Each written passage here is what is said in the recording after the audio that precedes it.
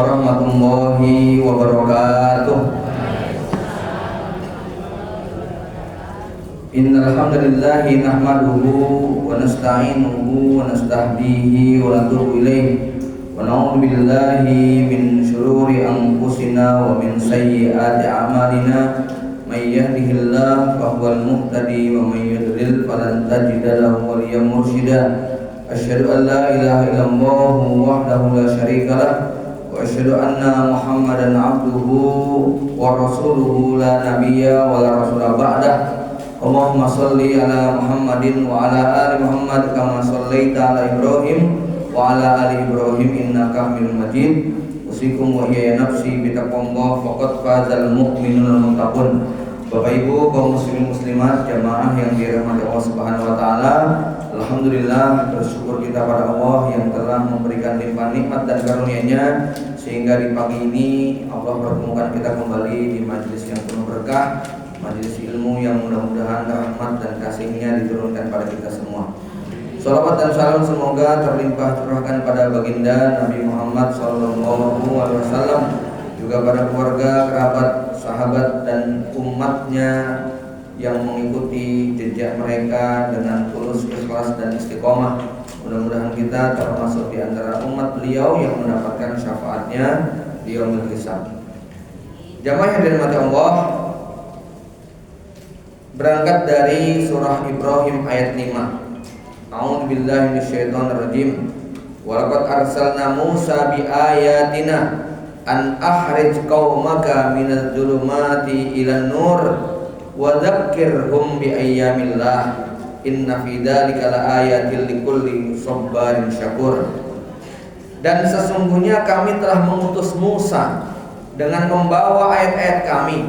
Kami perintahkan kepada Musa, keluarkanlah kaummu dari gelap gulita kepada cahaya, ingatkan mereka kepada hari-hari Allah. Wa dzakkirhum bi ayyamillah, ingatkan mereka dengan hari-hari Allah. Inna fi dzalika laayatil likulli sabarin syakur.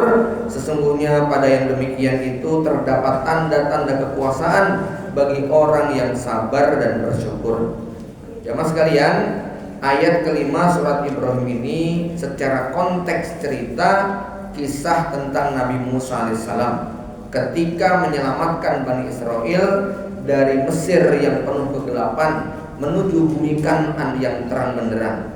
Nabi Musa membawa umatnya sampai menyeberangi Teluk Aqabah di Laut Merah dan akhirnya selamat, Fir'aun ditenggelamkan. Itu terjadi pada bulan Muharram, tanggal 9, malam 10, sehingga pada tanggal 10 Muharram Nabi Musa dan kaumnya menunaikan ibadah saum Asyura sebagai bentuk syukur kepada Allah yang telah menyelamatkan mereka dari kejaran Fir'aun serta menghancurkan Fir'aun dengan menenggelamkan di Laut Merah. Lalu Allah menyebutkan pada kalimat berikutnya, wa dzakkirhum bi ayyamillah, maka peringatkan mereka dengan hari-hari Allah. Apa yang dimaksud dengan hari-hari Allah? Di sini para ulama menyebutkan salah satunya adalah hari di mana Allah memberikan banyak nikmat dan karunia. Tetapi termasuk di antara hari-hari Allah adalah hari di mana Allah memberikan peringatan kepada umat beriman akan kehancuran yang menimpa kepada musuh-musuh Allah. Hari di mana kaum Nabi Nuh ditenggelamkan oleh banjir. Hari di mana kaum Ad dan Samud dihantam dengan badai petir, hujan batu, dan dijungkir balikannya tempat mereka. Begitu juga yang menimpa kepada kaum Nabi Lut. Hari di mana Fir'aun ditenggelamkan. Itu semua adalah hari-hari Allah, termasuk hari raya kita. Hari Idul Fitri, Idul Adha, Yaumul Jum'ah. Ini adalah hari di mana Allah memberikan banyak nikmat, termasuk sebagian hari-hari besar Islam. Kita diizinkan bahkan diperintahkan untuk mengingatkan manusia dengan hari-hari Allah. Saya pernah singgung ya, ada pendapat yang kokoh, nggak boleh kita bikin peringatan nuzulul Quran, nggak boleh kita memperingati Isra Mi'raj. Hari raya umat Islam itu cuma 3, Idul Fitri, Idul Adha, dan Idul Jumat.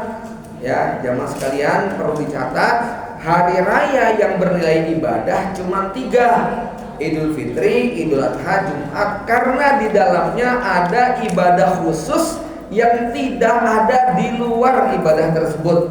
Boleh nggak Jumatan hari Kamis, Bu? Boleh, gitu kan ya. Nggak boleh Jumatan hari Kamis, gitu kan ya. Idul Fitri ada sholat 2 rakaat di pagi hari, ada khutbahnya di lapangan. Itu nggak boleh kita bikin-bikin yang demikian. Ya, pada selain Idul Fitri dan Idul Adha, nggak boleh kita bikin ritual. Ayo nyembelih hewan kurban tanggal 1 Muharram, itu nggak ada syariatnya, itu kan ya. Nah, kalau bikin hari raya yang mengada-ada, di dalamnya ada nuansa ibadah, itu nggak boleh. Tapi kalau memperingati Isra Mi'raj, nuzulul Quran, Maulid Nabi, cuman diisi pengajian. Nggak ada kegiatan kumpul semua pas Maulid Nabi, sholat 2 rakaat di lapangan, lalu dibacakan wah semuanya wajib sholat 2 rakaat seperti syariat Idul Fitri Adha. Nah, ini baru bid'ah.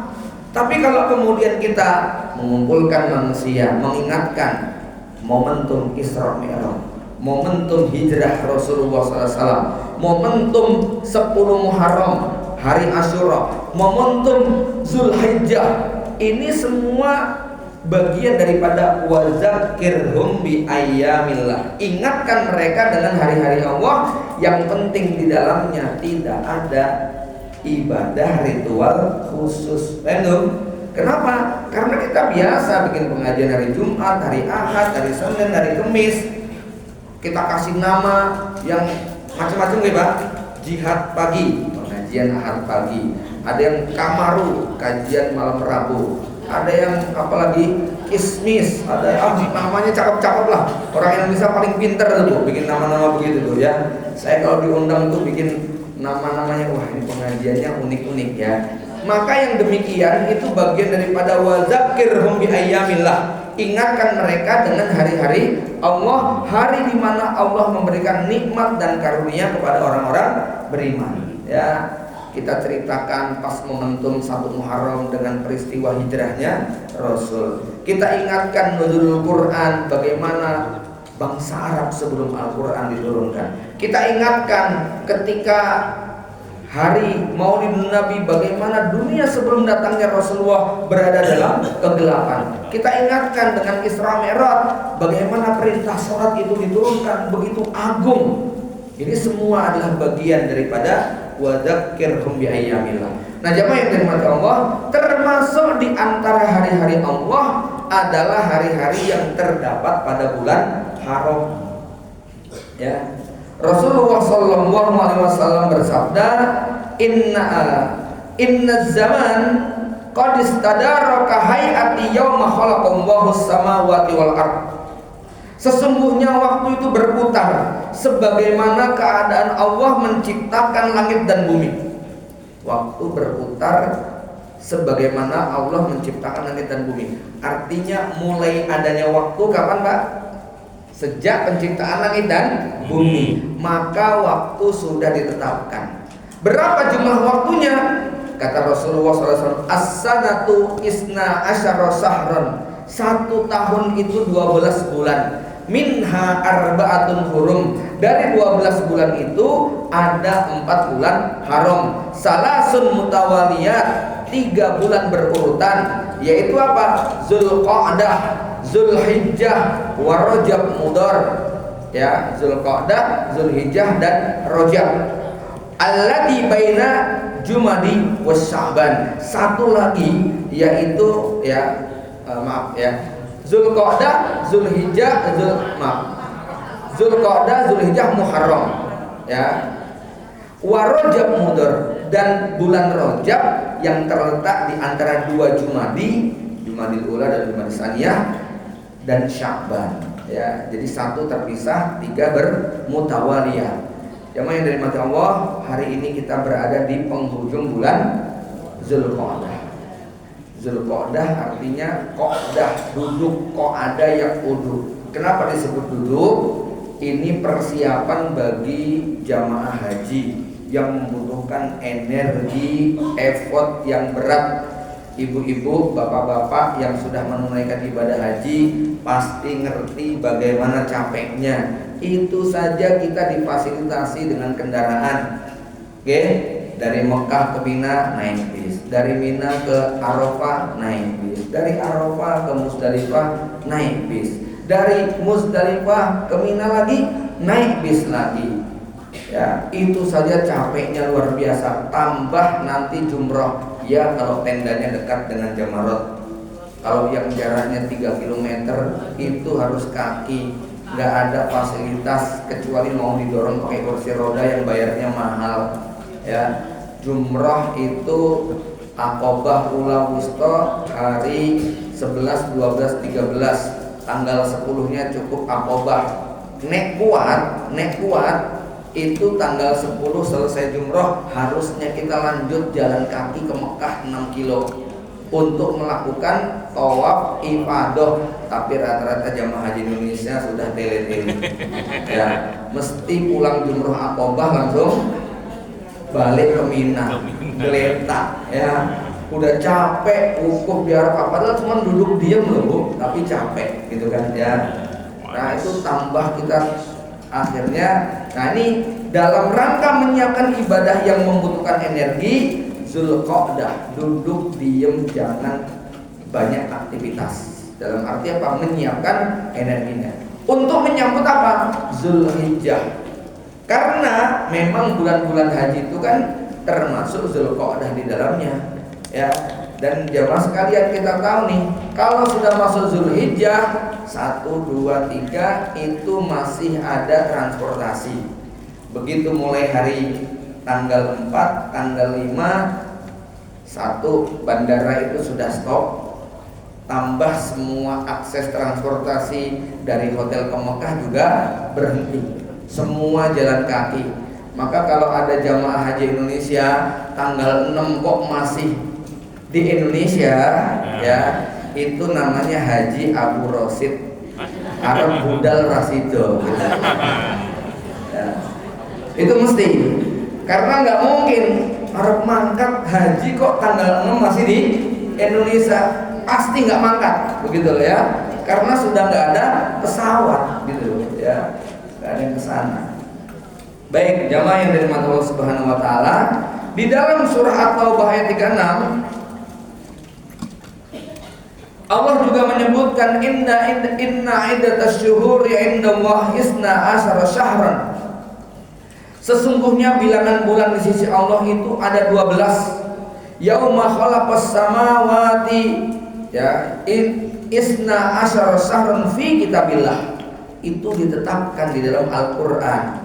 Di Lauhil Mahfuz sudah Allah tentukan, ya.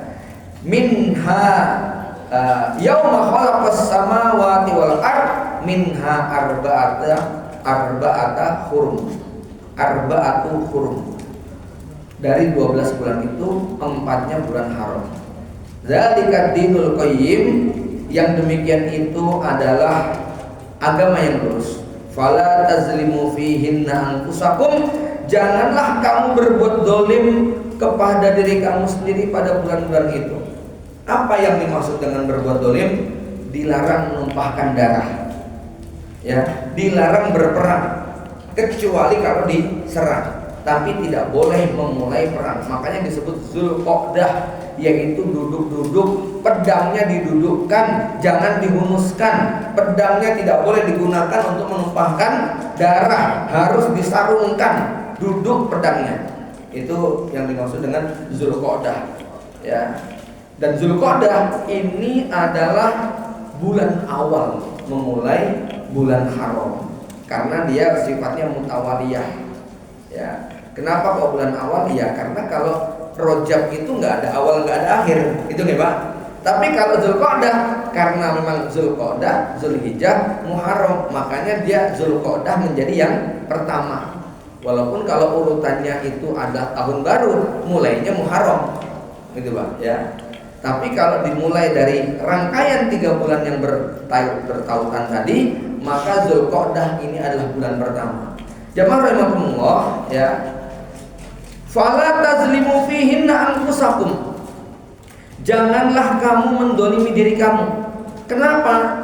Karena di bulan-bulan haram ini, mulai Zulqa'dah dan seterusnya, Rasulullah SAW mengingatkan bahwa ibadah yang dilakukan pada bulan-bulan haram nilainya 2 kali lipat dibandingkan bulan-bulan yang lain.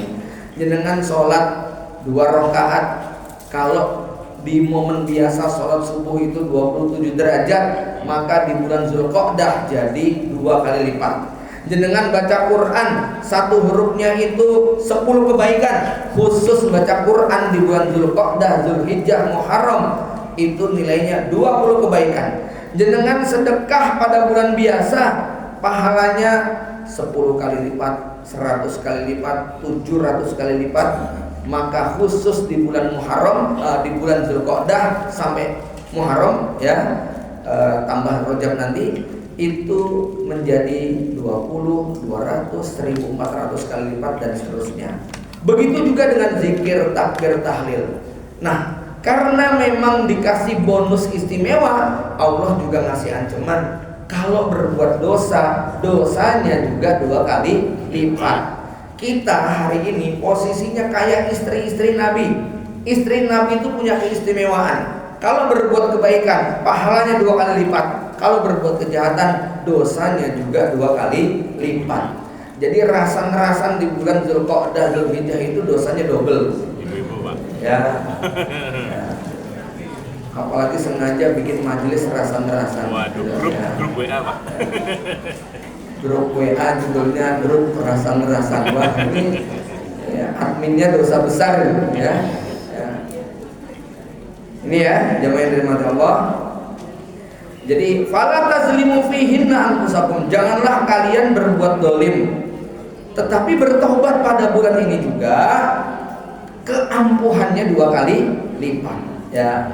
Wa qatilul musyrikina kafah, dan perangilah kaum musyrikin itu semuanya, kama yuqatilunakum kafah wa'lamu annallaha ma'al muttaqin. Ini kalau dilihat konteksnya, karena ternyata pada bulan haram itu kaum musyrikin juga tetap memerangi kaum muslimin.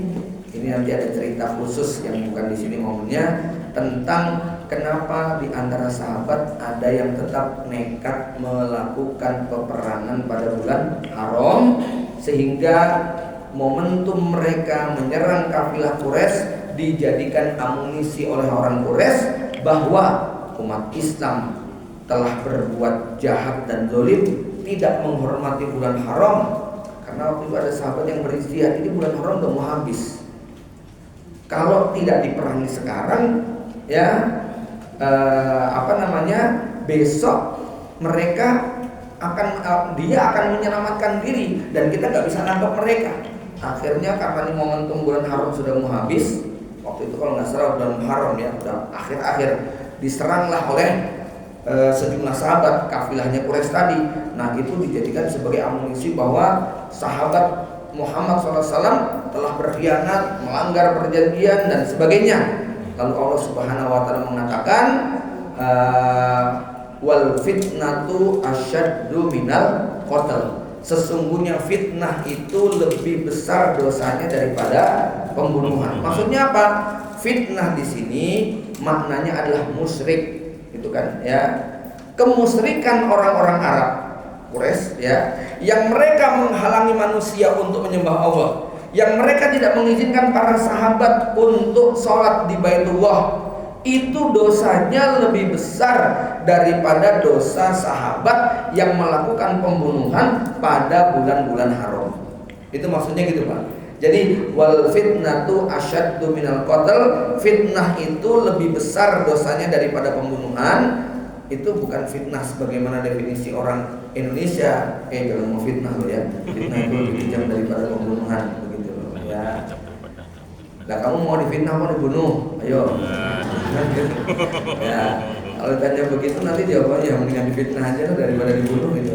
Maka makna ayat wal fitnatu asyaddu minal qatl, fitnah itu lebih besar dosanya dari pembunuhan, karena orang-orang Arab Quraisy mencaci maki sahabat yang melakukan pembunuhan pada bulan-bulan haram, sementara mereka menganggap kecil dosanya menghalangi manusia dari menyembah Allah.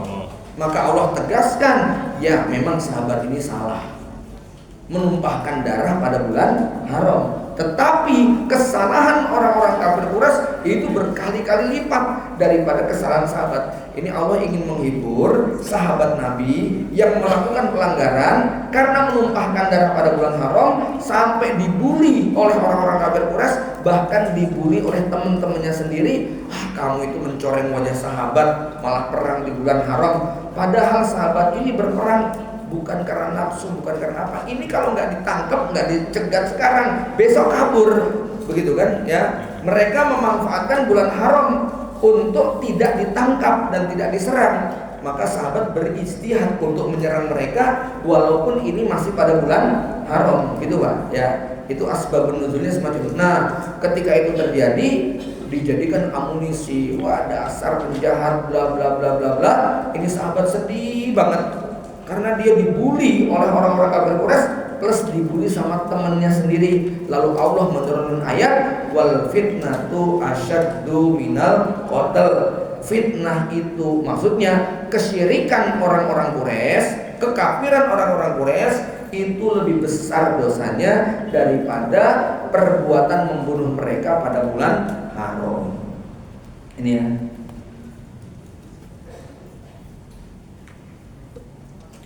Jamaah yang dirahmati Allah, ya. Kemudian apa yang bisa kita perhatikan, ya, kita renungkan di bulan Zulhijjah ini? Ada momentum apa? Ya. Kita perhatikan satu ayat dalam surat Al-Fajr ketika Allah bersumpah, a'udzubillahi minasyaitonirrajim, wal fajri, demi waktu fajar. Jamaah sekalian, sumpah kalau Allah ucapkan dengan menyebut nama makhluknya, itu berarti kita diperintahkan untuk memperhatikan makhluk tersebut. Apa yang harus kita perhatikan? Waktu fajar, jangan tidur, gunakan untuk ibadah. Waktu yang paling spesial, waktu penutupan. Ada dua sholat, sholat penutup namanya witir, sholat pembuka namanya fajar. Maka orang itu kalau gak bisa ibadah-ibadah sunnah yang lainnya, batas minimal yang dia tidak boleh tinggalkan adalah fajar dengan witir. 2 rakaat fajar yang lebih baik daripada dunia dan seisinya itu adalah sholat pembuka siang, dan 3 rakaat atau minimal 1 rakaat witir itu adalah penutup malam. Maka orang yang tidak pernah meninggalkan fajar dan witir, seakan-akan dia sudah memulai harinya dengan sholat dan menutup harinya dengan sholat. Ya, jadi dalam catatan malaikat itu seakan-akan dia ini hidupnya sholat terus begitu. Ya, karena apa? Membuka hari dengan sholat, menutup dengan sholat. Dan ini terjadi pada waktu fajar. Seringkali kita sholatnya antara witir dengan fajar mepet nggak Pak? Mepet, ya. Bangunnya 10 menit sebelum azan subuh. Cuci muka, sikat gigi, itu kan ya. Wudhu, garek 3 menit.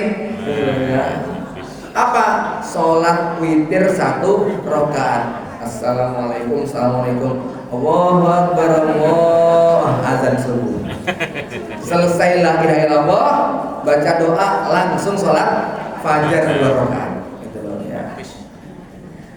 Jamaah sekalian, ini jauh lebih baik daripada yang mereka ketiduran. Dan khusus ketiduran jam segitu fix dikencingi sama setan. Gitu loh. Jenengan ketiduran jam 7 pagi nggak dikencingi setan. Jenengan ketiduran jam 10, jenengan ketiduran pas pengajian nggak dikencingi setan. Ya. Tapi ketiduran jam 4 pagi itu kata Rasul dikencingi setan, gitu loh. Ya, ini perhatian benar ini ya, waktu fajar gitu kan. Ya, terbangun kok setelah matahari terbit, wah itu sudah kolam itu telinganya itu ya. Itu nih jenengan punya indera ketujuh, itu mesti bau pesingnya kecium. Gitu, ya. Loh, karena itu kencing setan. nggak kelihatan cairannya gitu kan ya. Tapi nek maaf ya, ada yang temennya setan mungkin bisa nyium gitu ya. Ya, sama-sama setan begitu maksudnya ya, bisa mencium bau kencingnya setan. Maka wal fajri, hati-hati dengan waktu fajar. Dan waktu fajar itu adalah momen terakhir Allah turun ke langit dunia dengan mengucapkan, siapa yang berdoa kepadaku, aku kabulkan. Siapa yang memohon perlindungan kepadaku, aku lindungi. Siapa yang minta ampunan kepadaku, pasti aku ampuni. Itu momennya selesai ketika waktu fajar. Maka salah satu keutamaan penduduk surga ketika ditanya, dulu waktu kamu di dunia ngapain sih kok bisa masuk surga? Wabil asharihum yastaghfirun, di waktu sahur menjelang fajar mereka memperbanyak istighfar. Jadi istighfar yang paling utama itu kurang lebih antara jam 4 sampai azan berkumandang. Itu waktu istighfar yang terbaik, begitu kan ya. Bahkan Syekh Salim Al-Hilali mengatakan, kalau Anda terbangun kok waktu selesai witir hanya cukup tinggal 2 menit, 3 menit, nggak usah minta perlindungan, nggak usah berdoa minta sesuatu, tapi manfaatkan untuk istighfar. Kan 3 tadi ya, doa, isti'adzah, dan istighfar.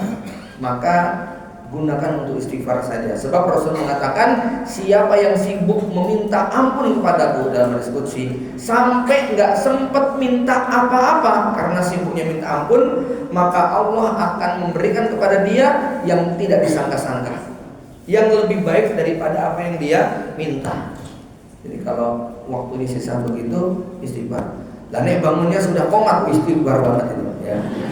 Banyak istighfar itu ya. Bangunnya kok komat itu kan ya. Jadi satu Allah bersumpah, wal fajri walayalin asr. Nah ini Allah sambung nih, demi waktu fajar dan demi malam yang 10. Malam yang 10 itu apa yang dimaksud dengan malam yang 10?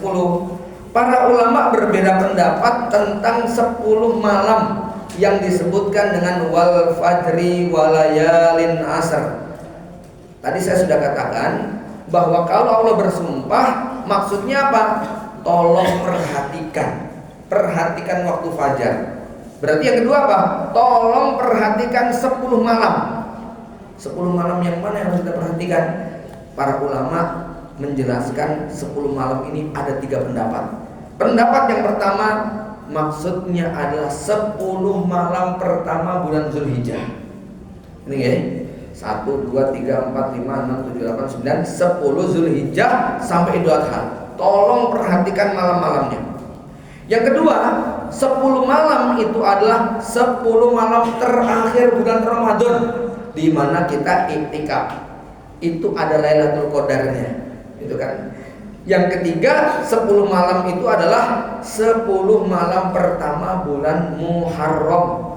Karena 10 hari pertama Muharram itu termasuk amalan yang sangat istimewa, diperhatikan dalam Islam, dianjurkan untuk banyak bersedekah, banyak berpuasa, banyak ibadah ya. Bahkan dalam beberapa riwayat disebutkan bahwa jihad fisabilillah pun kalah itu ya. Nah, dari 3 pendapat ini ya, di sini disebutkan bahwa yang dimaksud 10 hari atau 10 malam itu adalah Zulhijjah. Ini menurut sebagian pendapat nih Pak. Dalilnya apa? Pertama, hadis dari Jabir yang diriwayatkan oleh Imam Ahmad dan An-Nasai, innal asra asral adha. Yang dimaksud dengan walayalin asyr, kata-kata 10 malam itu maksudnya 10 malam adha, yaitu bulan Zulhijjah ya. Wal witru yaum Arafah. Adapun dimaksud dengan innallaha witrun yuhibbul witra, Allah itu witir, suka witir. Maksudnya witir itu adalah Arafah, karena Arafah itu tanggal 9 ganjil. Wasyaf'u yauman nahr, sedangkan genap tadi kan witir. Witir itu tanggal 9. Wasyaf'u, sedangkan genap maksudnya apa? Hari Idul Adha, karena Idul Adha tanggal 10 ya. Yang kedua, sebagian ulama menafsirkan bahwa al-fajr itu adalah fajar pertama hari raya Idul Adha. Kenapa fajar Idul Adha itu menjadi istimewa? Karena fajar Idul Adha ini disebutkan di dalam ayat fasholli li rabbika wanhar. Di situ pagi hari selesai sholat subuh, maka ada perintah untuk sholat Idul Adha. Idul Adha dilanjutkan dengan apa? Dilanjutkan dengan wanhar, menyembelih hewan kurban. Ya. Makanya kalau Idul Adha sunnahnya sholatnya maju atau mundur? Maju. Kalau Idul Fitri sunnahnya mundur. Idul Fitri itu ba'da subuh kita disunahkan ngopi-ngopi dulu, camilan dulu, ya ngemil-ngemil apa dulu sebelum berangkat Idul Fitri. Sehingga sunnah Idul Fitri biasanya agak mundur.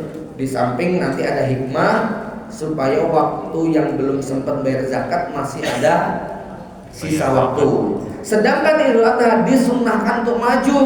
Salah satu hikmahnya supaya waktu nyembelih hewan kurban agak longgar.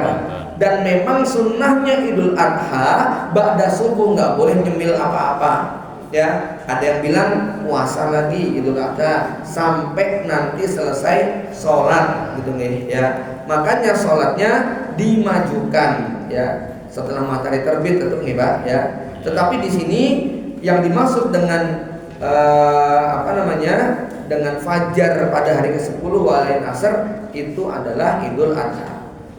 Walaupun Imam Ibnu Qayyim kemudian mencoba pilihan yang lain. Ini kalau kita mengikuti pendapat yang dimaksud 10 hari itu adalah 10 hari pertama Idul Adha, supaya kita memperhatikan betul karena pada 10 hari pertama Zulhijjah banyak sekali keistimewaan. Dan nanti puncak keistimewaannya tanggal berapa? Tanggal 9 yang disebut dengan Yaumul Arafah. Hari yang sangat istimewa, hari di mana Allah turun kepada hamba-hambanya dan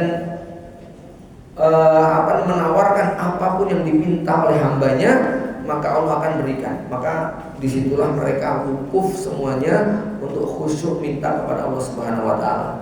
Jamaah yang dirahmati Allah, tapi pendapat lain menyebutkan bahwa yang dimaksud dengan 10 ini, akhirnya Imam Ibnu Qayyim mengatakan bahwa yang dimaksud dengan 10 hari yang paling utama, kalau malam hari maka 10 hari terakhir Ramadan malamnya lebih utama dibandingkan dengan malam Idul Adha dan malam bulan Muharram.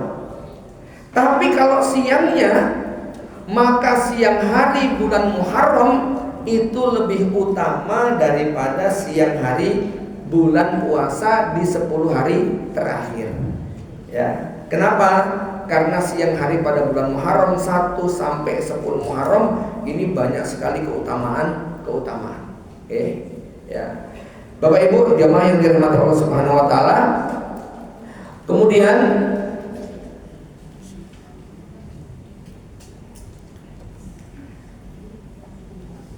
di dalam hadis lain disebutkan, hadis Bukhari, ma min ayyamin al-amalus sholih fihinna ahabbu ilallah min hadhil ayyamil ashr. Tidak ada hari yang amal soleh lebih dicintai oleh Allah melebihi 10 hari pertama bulan Zulhijjah. Jadi 1 sampai 10 Zulhijjah ini bagi kaum beriman, orang-orang Islam itu spesial. Sampai sebagian ulama, Imam Syafi'i diantaranya, ya, kalau sudah Zulhijjah atau Muharram itu milih untuk saya lupa dengan Imam Syafi'i atau yang lain, tapi milih untuk nyetop kegiatan yang lain diganti dengan apa? Ibadah. Sebetulnya kalau di pondok pesantren kami juga mau tuh yang namanya Muharram atau Zulhijjah kita ganti kegiatan sekolahnya itu dengan fokus ibadah, ngaji, zikir, doa. Tapi kayaknya nggak kuat ya kalau 24 jam gitu terus ya, bosen gitu kan ya. Tapi aslinya kalau kita mampu itu termasuk hari yang istimewa, sehingga sedikit mengurangi pekerjaan, memperbanyak ibadah. Ya. Karena Rasul ketika ditanya, apakah berjihad di jalan Allah pada hari bisa mengalahkan ibadah pada hari itu? Walau jihad fisabilillah, bahkan jihad di jalan Allah yang kita tahu beratnya luar biasa kayak penduduk Gaza, itu nggak bisa mengalahkan ibadah yang kita lakukan pada 10 hari pertama bulan Zulhijjah. Ya tentu saja kalau jihad di bulan Zulhijjah tetap menang gitu ya Pak ya. Udah jihad bulannya Zulhijjah. Kata Rasulullah, wal jihad fisabilillah. Bahkan pahala jihad yang berat itu nggak bisa mengalahkan amal soleh yang kamu lakukan pada bulan Zulhijjah ini atau pada 10 hari pertama ini. Kecuali kalau yang berjihad itu tidak pulang kecuali tinggal nama saja. Artinya dia mati syahid, terbunuh di medan perang, maka itu mengalahkan semua kebaikan di bulan Zulhijjah ini. Ya. Jemaah sekalian, dan nanti puncaknya pada tanggal 10. Di mana pada tanggal 10 itu Rasulullah sampai mengatakan, ya, pada hari ini tidak ada amalan yang lebih dicintai Allah min irhaqid dima, daripada menumpahkan darah binatang. Setiap lembar bulunya itu akan bernilai kebaikan. Sebelum darahnya jatuh ke tanah, dosa pemiliknya akan diampuni. Jemaah sekalian, ini sudah tanggal berapa Zulqa'dah nih Pak? Mei-nya tanggal berapa ini? 23 ya? Ya, kurang lebih mungkin tanggal 26 27 ya. Ya, 26 27 Zulhijjahnya berarti kurang lebih tinggal 2 pekan lagi. Bapak Ibu sekalian, khusus untuk ibadah yang satu ini, berdoalah sungguh-sungguh kepada Allah agar tidak terlewat satupun tahun bulan Zulhijjah kecuali Allah mampukan kita untuk menumpahkan darah kurban. Dan para ulama berdasarkan hadis ini menyatakan lebih utama nyembelih kambing. Kenapa? 7 ekor kambing itu bulunya lebih banyak daripada 1 ekor sapi Pak. Itu ya.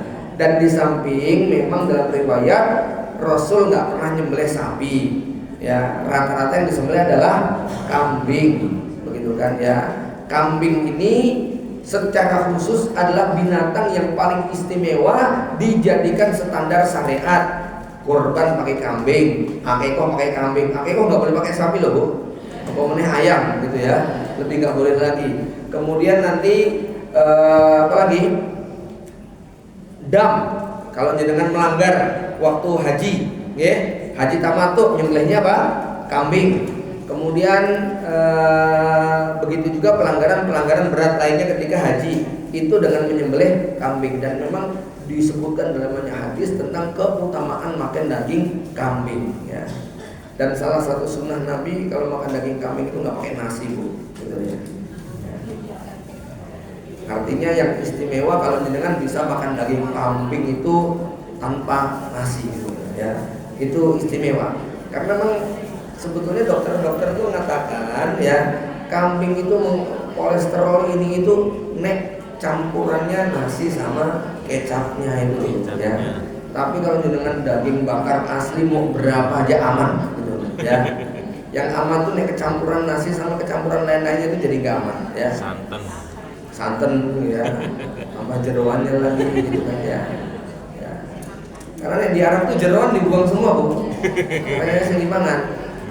Yang sudah ke Mekah berkali-kali golek jeroan di Mekah pasti nggak nemu, ya nggak bakal ada jeroan di Mekah ya. Padahal isinya kambing-kambing semua itu ya, tapi nggak bakal ada ya. Baik jeroan kambing maupun jeroan ayam, jadi kan nggak bakal nemu itu. Ya, di Mekah kok boleh ati ayam itu nggak ada. Ya, saya nggak menemukan lah setidaknya. Ya. Jamaah yang dirahmati Allah, maka saya tidak tahu Bapak Ibu sekalian, tapi kalau saya ingin mengajak kepada logika begini, kambing itu paling harganya 2,5 juta, yang istimewa mungkin sampai 7-10 juta. Dan memang kalau mampu pilih kambing yang besar, zibhin adim, ya, yang dagingnya lebih banyak bisa dirasakan, ya. Dan memang kita nggak boleh nyembelih hewan kurban yang kurbannya mah kurus banget, itu nggak boleh, ya, sampai nggak ada dagingnya. Begitu juga hewan yang cacat, begitu juga dengan hewan yang sakit-sakitan, itu nggak dibolehkan. Artinya kita harus mempersembahkan yang terbaik kepada Allah Subhanahu wa taala. Sebagaimana kisah Qabil dan Habil di mana Allah mengatakan fatuqubila min ahadihima walam yutaqabbal minal akhar. Yang satu diterima kurbannya, yang satu ditolak. Kenapa? Karena Habil mempersembahkan domba yang sangat besar dan gemuk, sementara Qabil mempersembahkan sayur-sayuran dan buah-buahan yang busuk.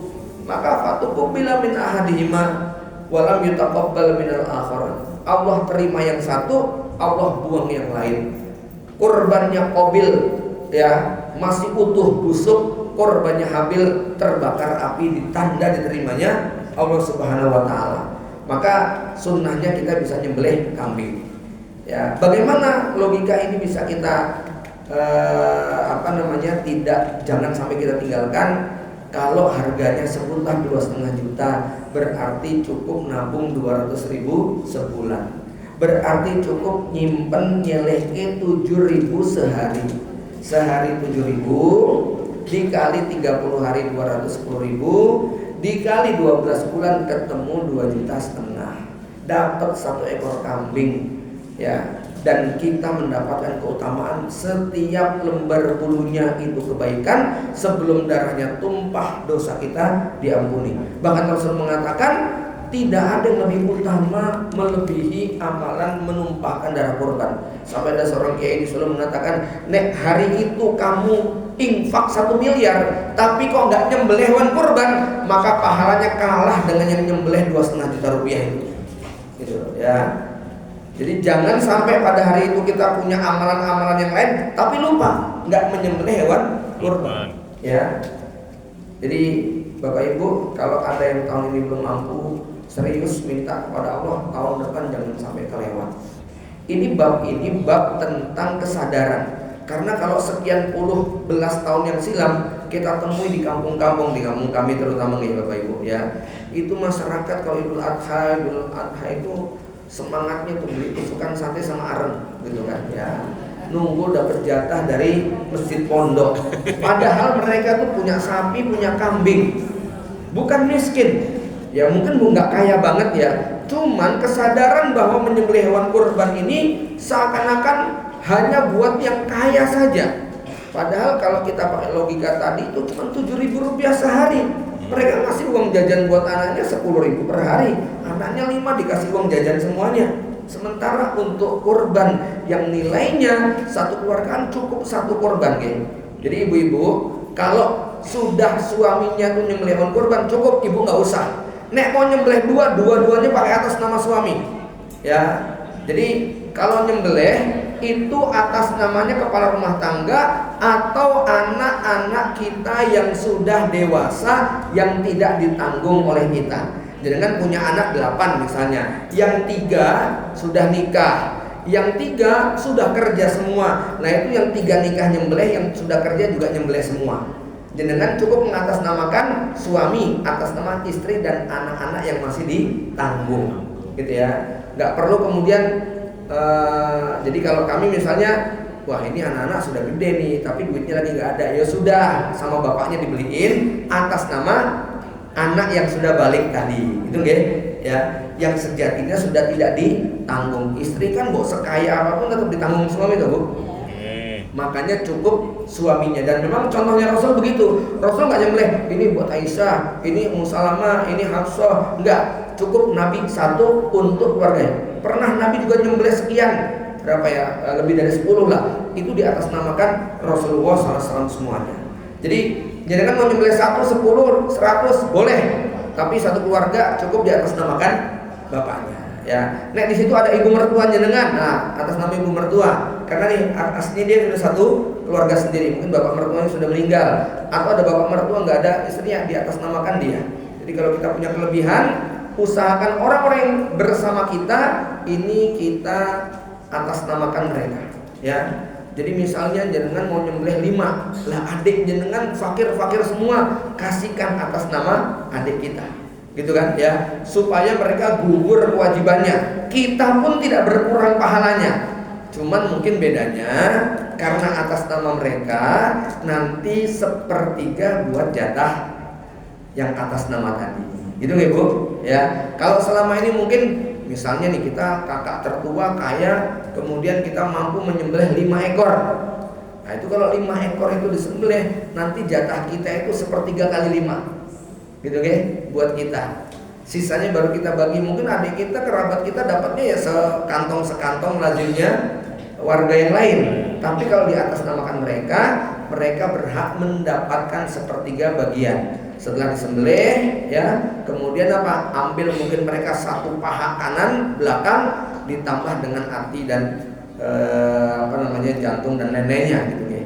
Dan satu lagi ini sedikit teknis ya, supaya panitia penyembelih itu ngerti. Kalau nanti kambing itu disembelih, diserahkan kepada panitia, kambingnya harus jelas. Kenapa? Jangan sampai dia itu berkorban nyembelih 1/3 dapat pahanya kambing orang gitu loh. Ya, paham ya? Karena itu bukan kambing dia. Di zaman Nabi itu nggak ada panitia masalahnya, jadi nggak bakal keliru gitu kan? Ya, nyembelih ambil pahanya sama jantung hatinya, sisanya dibagikan kepada kaum muslimin gitu kan? Ya. Nah, sekarang karena dipanitiai, maka kambingnya jangan keliru. Ini kambingnya si fulan. Begitu sembelih, paha samanya kasihkan ke pemiliknya. Begitu kan? Yang 2/3-nya baru dibagikan. Jangan sampai kemudian dicampur semuanya, kemudian itu kasih 3 bungkus yang nyembelih. Dagingnya campur begitu kan ya. Ini nanti nggak jadi melaksanakan sunnah begitu kan ya. Artinya apa? Dia memakan harta atau jatah yang bukan milik dia begitu kan ya. Maka ini satu hal yang mudah-mudahan takmir bisa lebih teliti lagi ya, supaya jadi siapa yang menyembelih begitu ini pahanya milik simpulan, kasihkan kepada dia gitu ya. Jamaah sekalian ya, intinya mudah-mudahan kita masih punya 2 minggu lagi ya, yang belum persiapan dan dipersiapkan. Ustaz, boleh nggak ngutang buat beli hewan kurban? Boleh nggak Bu? Boleh. Tapi tidak utang. Lihat-lihat keadaan. Kenapa? Saya dapat arisannya nanti tanggal 1 Muharram. Ya sudah, nggak apa-apa. Arisannya berapa? Dapat 10 juta. Berarti nek ngutang buat beli kambing 2,5 juta sekarang nggak apa-apa, itu nggak membebani. Tapi kalau dia ngutang padahal buat makan itu susah, nah ini termasuk takalluf, membebani diri di luar kemampuan ya.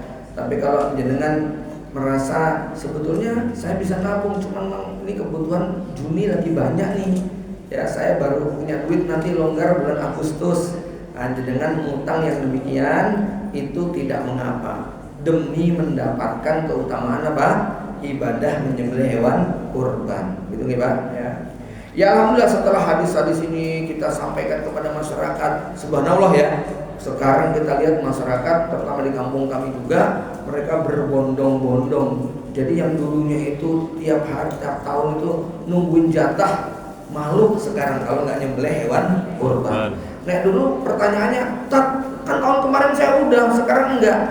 Kurban itu bukan seumur hidup sekali, kurban itu setahun sekali, gitu kan ya. Kalau ada orang yang punya prinsip kan tahun kemarin udah, ya. Nek semua orang punya pikiran kayak gitu, apa yang terjadi kira-kira Pak? Gak ada yang kurban nantinya, oke ya. Ini ibu-ibu dihasung anak-anak yang sudah dewasa, laki-laki terutama, supaya mereka ya, nak, kamu HP saja ganti yang baru, bisa beli HP bagus. Pulsamu sehari 100.000 bahkan lebih, kok beli hewan kurban nggak mampu. Ini ya. Kemudian ya, di dalam Al-Quran disebutkan al-yawma akmaltu lakum dinakum wa atmamtu alaikum nikmati wa raditu lakumul Islam madina. Yang dimaksud dengan hari ini aku sempurnakan agamamu, ya, akmaltu lakum dinakum, yang dimaksud itu adalah bulan Zulhijjah. Kenapa? Karena ayat itu turun pada tanggal 9 Zulhijjah waktu haji wada. Artinya apa? Zulhijjah ini merupakan simbol kesempurnaan ajaran Islam. Ya, maka ayat yang berbunyi tentang al-yauma akmaltu lakum itu terjadi pada bulan Zulhijjah. Ya, jadi seakan-akan orang itu kalau sholat sudah, syahadat pasti sudah ya. Kemudian sholat sudah, semuanya bisa melakukan. Tambah lagi puasa sudah, zakat sudah. Puncak kesempurnaannya adalah apa? Haji. Ya, haji nyembelih hewan kurban. Maka seakan-akan seorang muslim yang sudah haji bisa nyembelih hewan kurban, pasti kemungkinan besar dia sudah zakat, dia sudah sholat, dia sudah shaum. Jadi seakan-akan orang yang menunaikan ini sudah sempurna rukun Islamnya. Maka ayat ini terkait dengan al-yauma akmaltu lakum, hari ini aku sempurnakan agamamu. Orang yang sudah mengerjakan ibadah itu seakan-akan sudah sempurna ibadahnya. Ya. Ini juga berdasarkan riwayat dari Umar bin Khattab. Ada seorang ulama Yahudi yang berkata kepada Umar, "Wahai Amirul Mukminin, tahukah engkau satu ayat dalam kitab sucimu yang kamu baca yang seandainya ayat itu turun kepada kami, pasti akan kami jadikan hari raya." Jadi orang Yahudi ini, ulamanya Yahudi, sudah baca Al-Quran ya Pak. Dia membaca ayat ini, terus dia ngetes Umar bin Khattab. Ya, tahukah engkau satu ayat yang seandainya itu turun kepada kami, pasti akan kami jadikan ayat itu sebagai hari raya kami. Maka kata Umar bin Khattab, ya, ayat apa itu? Orang Yahudi tadi membaca al-yauma akmaltu lakum dinakum, ya. Maka Umar bin Khattab kemudian mengatakan, ya, aku juga sudah tahu kapan ayat itu turun, di mana ayat itu turun. Ayat itu turun pada saat Nabi sedang berceramah di padang Arafah pada hari Jumat, yang disebut dengan khutbah Arafah. Oke. Dan ayat kemudian turun al-yauma akmaltu lakum dinakum. Ya. Jemaah sekalian, kemudian di antara kekhususan bulan Zulhijjah adalah ada yang namanya puasa Arafah. Apa keistimewaannya? Keistimewaannya kata Rasul, yukafirus sanatul as-sanah al-madiyah, ya, shaum Asyura, puasa Asyura tanggal 10 Asyura, ya, 9 dan 10 itu mengampuni dosa 1 tahun. Tetapi puasa 1 hari pada tanggal 9 Zulhijjah yukafirus sanatain, menghapuskan dosa 2 tahun. Setahun yang lalu dan setahun yang akan datang. Ya. Nah, tentang puasa Asyura, puasa Arafah, saya ingin memberikan sedikit insight. Ini terserah Bapak Ibu mau milih pendapat yang mana, tapi insight ini, cara pandang ini barangkali bisa direnungkan. Kenapa? Karena ada kaum muslimin yang puasanya itu bingung ketika 1 Zulhijjah di Mekah beda dengan 1 Zulhijjah di Indonesia. Kita puasa mengacu yang mana? Ya, karena sebagian bikin sebuah kesimpulan yang gampang, pokoknya di sana wukuf, di sini puasa. Kan gitu ya, Bu? Pak ya. Ada yang prinsipnya kapan di sana wukuf, di sini puasa. Maka saya pilihkan satu pendapat ini yang menurut kami ini lebih tepat, bahwa puasa 9 Zulhijjah itu pada tanggal 9, bukan karena di sana wukuf. Kenapa demikian? Ya, inilah praktek puasa Arafah yang dilakukan umat Islam lebih dari 1300 tahun sebelum ada internet dan alat telekomunikasi. Coba bayangkan bapak-bapak, kakek-kakek jenengan yang di abad ke-19, abad ke-18 ya, belum ada telepon, belum ada pesawat, belum ada macam-macam. Gimana mereka puasa 9 Zulhijjah? Apakah mereka cari informasi wukufnya kapan? Nggak ngerti wukufnya kapan. Jadi mereka terus cara puasanya bagaimana? Mereka berpuasa ngelihat bulan, tanggal 1-nya kapan, tinggal ditambah 9, kan begitu? Ya, 1, 2, 3, 4, 5. Wis tanggal 9 kita puasa, besok Idul Adha. Nggak pernah umat Islam selama lebih dari 1000 tahun mereka berpuasa mengandalkan wukuf di Arafah. Gitu loh, ya. Yang mengandalkan wukuf di Arafah siapa? Orang-orang di sekitar Mekah. Karena memang mereka pasti waktu wukuf itu tanggal 9. Sementara tanggal 9 di sini belum tentu sama dengan 9 di sana. Jadi dulu itu para sahabat tidak menjadikan wukuf itu sebagai patokan ketika puasa. Buktinya apa? Perintah puasa datang 2 tahun sebelum perintah haji. Para sahabat sudah puasa tanggal 9 Zulhijjah sebelum ada wukuf di Arafah. Gitu loh. Jadi patokannya bukan wukuf, patokannya adalah 9 Zulhijjah. Bisa dipahami ya?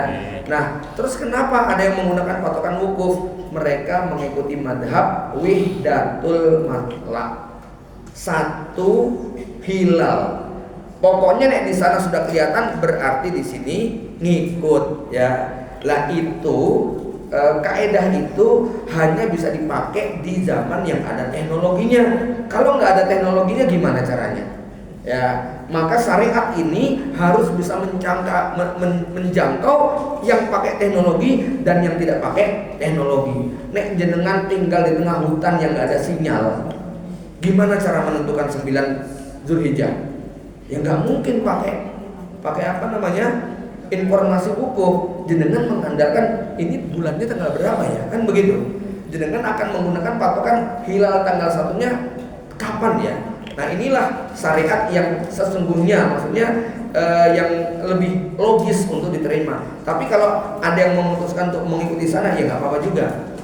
Cuma tadi saya sampaikan supaya kita mengerti kenapa ya kok kita tidak pakai wukuf, tapi patokan kita tanggal 9. Karena memang ini praktek puasa 9 Zulhijjah selama ribuan tahun sebelum adanya alat telekomunikasi, internet dan sebagainya, di mana umat Islam Indonesia nggak mungkin berangkat dulu ke Mekah beberapa hari loh, gitu kan ya, untuk mengetahui sana wukufnya tanggal berapa. Nah itu nggak begitu caranya, cukup melihat tanggal 1-nya kapan, maka tinggal tambah 8 hari supaya mengetahui tanggal 9. Ini ya. Dan ini sekali lagi jangan sampai kita tinggalkan puasa pada tanggal 9 Zulhijjah ya. Pahalanya lebih utama dari 10 Muharram ya. Nah, bagaimana yang puasa tanggal 1 sampai 9? Silahkan. Yang apa? Pahalanya. Ya, menggunakan hilal di sini. Ya, tanggal 1-nya kapan kita mulai. Nanti begitu juga dengan tanggal bulan Muharram ya, tanggal 1 sampai 10-nya. Karena memang begini Bu ya, hilal itu dalam Islam yang wajib 3. 1 Ramadan, 2 Syawal, 3 Zulhijjah. Itu wajib menetapkan kapan hilalnya. Selain 3 bulan ini sunnah. Jenengan keliru-keliru nggak masalah. Ya misalnya mau puasa Ayyamul Bid, 13, 14, 15-nya kapan ya? Alah kira-kira aja, itu nggak apa-apa, gitu ya. Karena kalau salah nggak ada efeknya. Oh ternyata kita puasa 14, 15, 16 nggak apa-apa. Oh ternyata kita puasanya 15, 16, 17 nggak apa-apa juga, begitu loh. Ya. Oh ternyata ini tanggal 8 Muharram nggak apa-apa juga, begitu kan ya. Karena mau puasa tanggal 8, tanggal 9, tanggal 10, tanggal 11 Muharram nggak ada efeknya, gitu kan? Tapi kalau Ramadan, Syawal, sama Zulhijjah itu ada hari dilarang untuk puasa. Ya, Ramadan itu kalau memulainya salah, ya, misalnya apa? Jangan nggak pakai hilal, udah dikira-kira aja besok itu nggak apa-apa. Oh ternyata kemarin udah Ramadan, gitu kan? Nah itu dosa kalau kita sengaja tidak mau mencari tahu. Begitu juga Syawal, sengaja puasa tanggal 1 Syawal itu dosa, gitu kan? Ya, karena itu haram hukumnya. Kalau sengaja loh ya, Tapi kalau kita beristiad, oh ini menurut saya masih tanggal 30 Ramadan, itu nggak dosa. Begitu juga Dzulhijjah, harus kita mendapatkan informasi yang valid kapan 1 Dzulhijjah. Kenapa? Karena puasa tanggal 10 Dzulhijjah haram hukumnya. Begitu juga tanggal 11, 12, 13 haram hukumnya, gitu ya. Nah, kalau selain daripada 3 bulan ini, hukumnya sunnah untuk isbatul hilal itu sunnah. Adapun 3 bulan ini hukumnya wajib, ya. Kemudian ya jamaah sekalian, secara umum ya di bulan memasuki Dzulhijjah ini ibadah kita lipat gandakan, sedekahnya, puasanya, bangun malamnya, baca Qur'annya, semuanya. Apalagi kalau yang di Mekah nih Bu, Pak, ya kita itu lebih meriah mana? Idul Fitri atau Idul Adha? Idul Fitri. Enek mudiknya, ya enek kue lebarannya, gitu kan ya. Saya melihat kalau di kampung itu Idul Fitri yang masih balalan ataupun lebaran itu orang habis sholat Idul Fitri masih tengok-tengok di rumah. Nek Idul Adha bar sholat Fitri nyawah Pak, langsung ke sawah. Itu orang-orang kampung masih banyak kayak begitu. Artinya mereka nggak terlalu ambil pusing Idul Adha itu kayak hari-hari biasa. Padahal yang namanya di Mekah, di Arab, Idul Adha lebih istimewa daripada Idul Fitri. Liburnya 40 hari. Kalau umat Islam Indonesia, Idul Adha liburnya sehari, gitu kan ya. Idul Fitri, silahkan Idul Fitri di Mekah sepi, gitu kan ya. Keren apa-apa gitu Pak. Habis sholat Id ya udah selesai. Nggak ada ritual-ritual apapun begitu kan, keliling, minta maaf, nyicipi opor, itu nggak kita temukan ya. Tapi Idul Adha begitu istimewa, sampai liburnya panjang, sampai yang namanya bandara, transportasi semuanya dihentikan.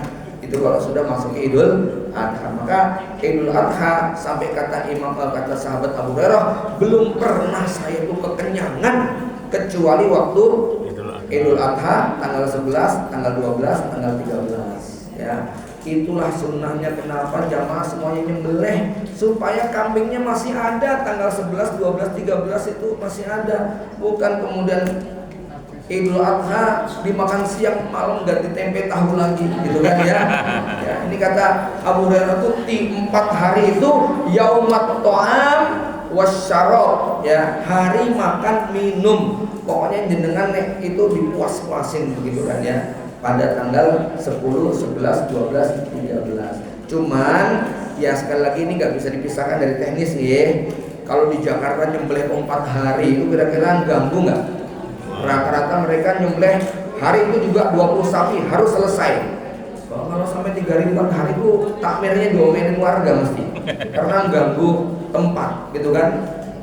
Kotor dan sebagainya. Nah, cuman kalau tempatnya luas seperti pondok pesantren itu biasanya diirit-irit sampai 4 hari. Hari pertama nyembelih 5 sapi, 20 kambing. Hari kedua nyembelih sekian, supaya 4 hari itu nyembelih terus gitu ya. Baik jamaah yang dirahmati Allah Subhanahu wa taala, demikian kajian kita tentang inspirasi Dzulhijjah. Mudah-mudahan tidak kita lewatkan semua kebaikan-kebaikan tadi, terutama 2 yang paling istimewa, yaitu shaum dengan menyembelih hewan kurban.